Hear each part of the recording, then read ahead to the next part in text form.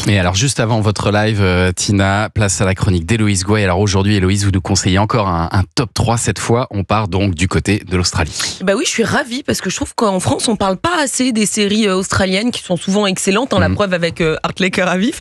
Mais aujourd'hui, je vous propose des séries un petit peu moins connues et plus récentes, histoire que pour une fois, mes conseils vous servent vraiment à quelque chose.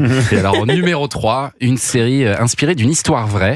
Je vous laisse prononcer le nom du titre. Apple Cider Vinegar. Ah, génial. Vinaigre de cidre. Exactement. Voilà, mais ça rend mieux en anglais. Série coup de poing sur un vrai scandale hallucinant autour de Belle Gibson. Alors, cette femme devient une star des réseaux sociaux pour avoir réussi à soigner son cancer seulement grâce à une alimentation ultra saine et des litres de vinaigre de cidre. Elle se fait plein de sous en sortant des livres, en créant une appli. Sauf que, petit détail, Belle Gibson n'a en fait jamais eu de cancer. Elle a toujours été en excellente santé. Alors, la série souligne les dangers de ces spécialistes autoproclamés qui remettent tout en question pour nous faire croire n'importe quoi. Bon, du coup, on se fait un peu disputer. C'est une histoire vraie basée sur du vent. Gardez en tête que la vérité est rarement aussi simple que ce qu'on voudrait. Des noms ont été modifiés, des personnages ont été inventés, mais ça, vous vous en fichez. Fake news, post-vérité. Notre arrogance nous pousse à envoyer chier les faits et à choisir de croire en la science qui nous arrange. Série brillante qui donne à réfléchir. Est-ce que vous pouvez me dire c'est qui la nana ou le monsieur qui sont des stars principaux de cette série? Je connais pas le nom des acteurs. Moi, je les connaissais pas. Peut-être qu'ils sont connus en Australie. Ça s'appelle Apple Cider Vinegar et c'est à retrouver sur Netflix. Apple Cider Vinegar. Caitlin Dever, qui est l'actrice principale. Et qui joue dans la dernière saison de The Last of Us. Voilà. Alright. Et alors en deuxième place de votre classement, Héloïse, une série sur le métier de journaliste. Profession reporter en VO The Newsreader. La série nous fait visiter les coulisses d'une rédaction d'un journal télévisé. On est à Melbourne en 1986, donc sans internet, sans portable. Et ce qui est chouette, c'est que les épisodes ne nous montrent pas du tout la télé sous son angle le plus glamour.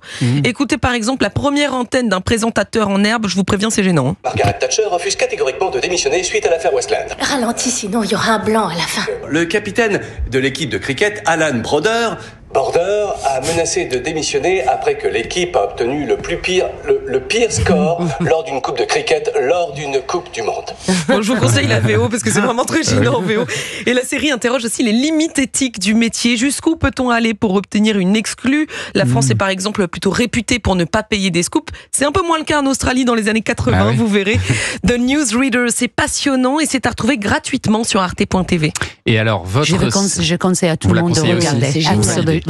Je n'ai pas regardé, mais j'en connais pas mal de gens qui ont bossé dessus. Et tout le monde est en train de dire que c'est absolument extraordinaire. Ça va cartonner. Et il y a déjà 2 saisons et c'est génial. Et alors, votre série australienne préférée s'appelle tout simplement Love Me. Oui, alors celle-ci, je prends pas beaucoup de risques à vous la recommander parce que toutes les personnes à qui j'en ai parlé m'ont remercié pendant des semaines de leur avoir fait découvrir ce trésor. Love Me, fiction très émouvante qui fait du bien sans être niaise. Les épisodes zooment sur les amours plus ou moins heureuses d'une famille.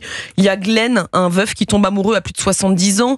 Et puis Aaron, le jeune passionné qui a tatoué le nom de sa copine sur son torse. Alors conseil d'amis, ne faites jamais ça. Je fais tout ce que tu veux, je suis fou amoureux. Qu'est-ce que t'as un problème? Qu'est-ce qu'il y a? J'ai couché avec quelqu'un d'autre hier soir. Voilà, ça fait mal. La série met le doigt sur la complexité des rapports humains en général. On nous parle aussi de solitude. C'est fin, universel, magnifique. Merci pour ça, l'Australie. Love Me, les 2 saisons sont aussi à retrouver sur arte.tv. C'est encore gratuit. Beaucoup de gratuit ce matin.